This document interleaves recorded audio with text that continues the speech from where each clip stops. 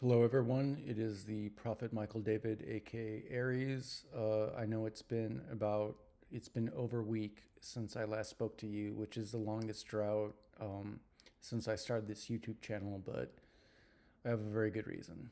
Okay, so I'm pretty sure last week, Friday, not this past Friday, but the Friday after that was my last video, and I told you guys I was going to go to a Jewish learning center around here and talk to them, and I did. And it was the first time, except for this YouTube video, that I'd ever proclaimed myself Mashiach in front of another human being.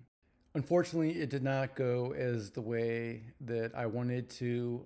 I did not get to speak to a rabbi. I spoke to his wife. She, of course, did not believe me. I didn't really get inside even the lobby. And I'd like to say I'm not angry with her or them at all. I was upset at the time, but I just had to come up with a different strategy. The one thing she did say that kind of set me off, I wouldn't say triggered and everything, but what I'm going to talk to you about is she said that she already had a Mashiach and she knew who that was. She did not elaborate. I hope it's not Yanuka. But the one thing that she did say is, "Are you Jewish?" And I was like, "No, I'm not Jewish, not in the way that you say and everything. I mean, I'm not Jewish and everything. I'm Hebrew, but not Jewish." And she said, "Well, Mashiach has to be Jewish." And that is totally, totally incorrect. So I promise in my next video, I will detail by detail, why using the Bible, the Torah actually, why the Mashiach cannot be Jewish. He can be anything but Jewish, but he cannot be Jewish by definition. But I can't and won't do that. I don't want to, and God doesn't want me to do that because more death and misfortune happened to me the exact day after. As I may or may have not alluded to in some of my other videos, I had a stray cat that I named Garfield that I fed and took care of for the better part of 4 years now. Died on April 29th, 2023.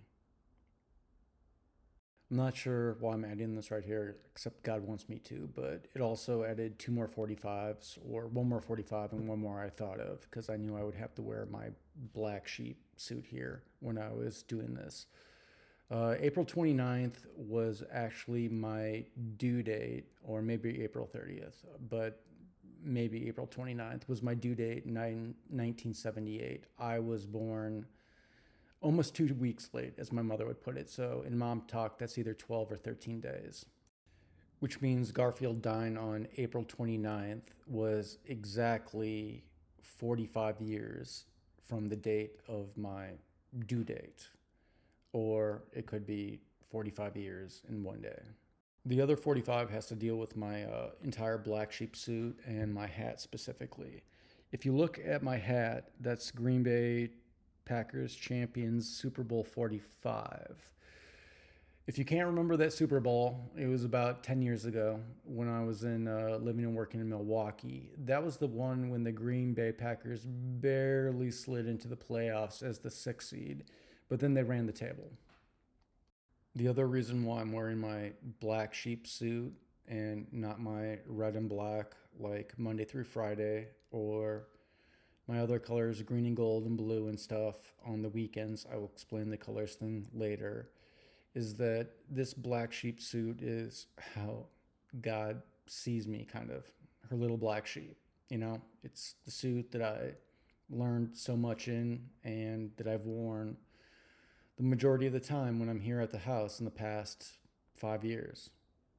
My black sheep suit basically composes of three components: the sweater, the sweatpants, and the hat, all of which have meaning in different ways. Again, I will elaborate in the future. In biblical terms, it's my sackcloth. In Tupac terms, it's my black cotton, aka black wool. You know, that stuff can only come from one place. But for now, let's just say that this outfit is very holy. It's very holy. And it's the outfits, again, it's how God sees me, and it's the outfit that God, the angel of the Lord, and Garfield saw me in the most. And if it's good enough for God, the Angel of the Lord, and Garfield, it's definitely good enough for you guys. So, hence the title of this YouTube video: How did Garfield die, and what is the story of Garfield?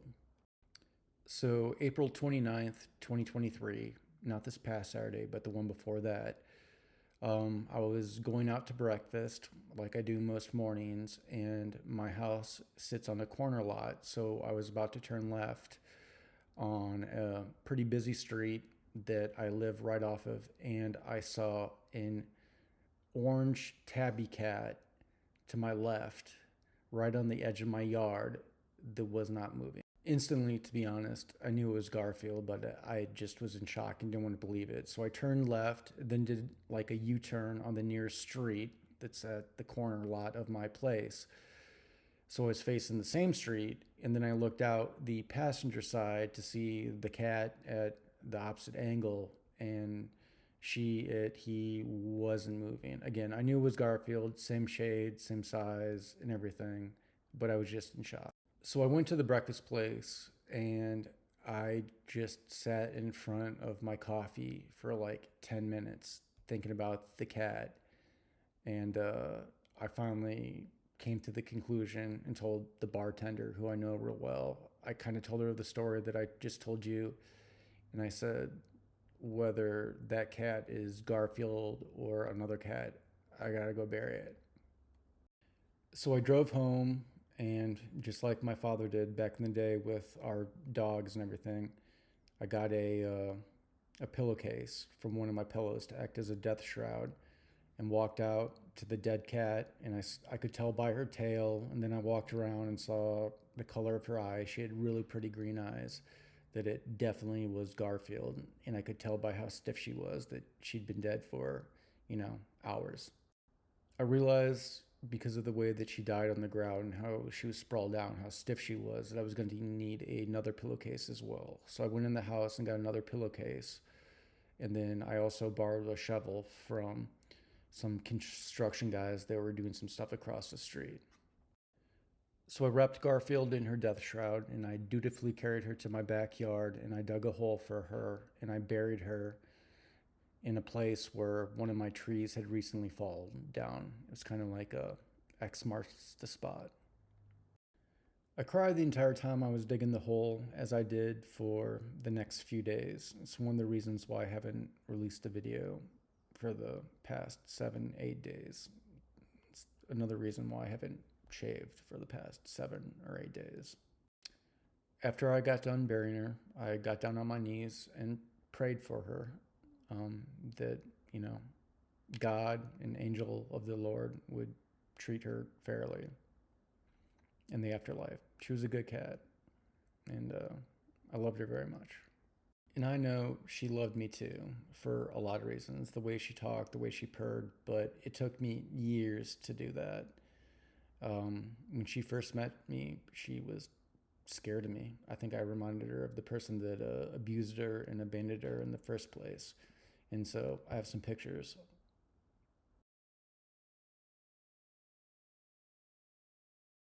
The picture that you just saw is basically my relationship with Garfield when I first met her. She didn't trust me. She was scared of me. She would sit on that post and she would just stare at me when I went out on my deck to smoke cigarettes and stuff.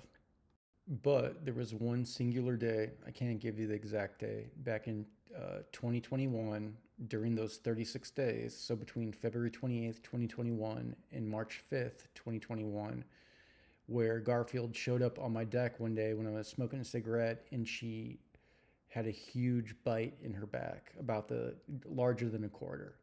Again, the wound was big, it was white. I didn't know if it was infected or if that was sinew or if I should try to trap her and take her to the vet. In the end, I figured she was a stray cat, and the best I could do was just buy her some cat food and feed her, and then try to protect her as well as I could, which I did to the best of my ability. But she never trusted me for at least the first few months and everything. She would always eat with her facing me, with her back against one of my doors, and she would always watch me. But I would always give her space. And then when she wanted to walk away, I would let her walk away. Then when she showed up again, I would feed her again.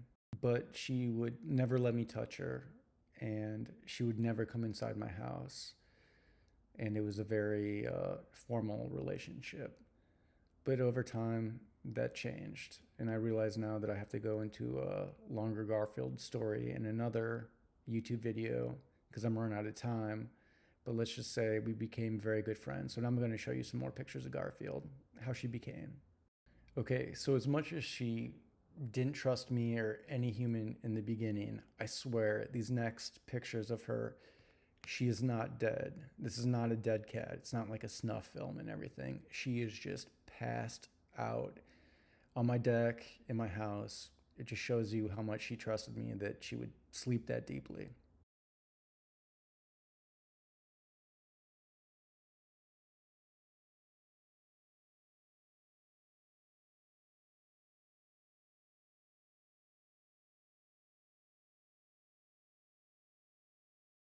As you can see, there's a pretty good progression between her sleeping outside on the deck and her sleeping inside on all the different beds I made. That chair, my mom's armoire, and everything.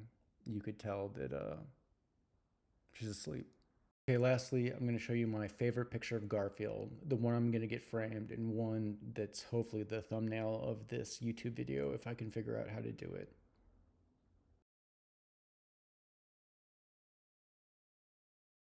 As you can see, she was a very pretty cat, and I loved her very much.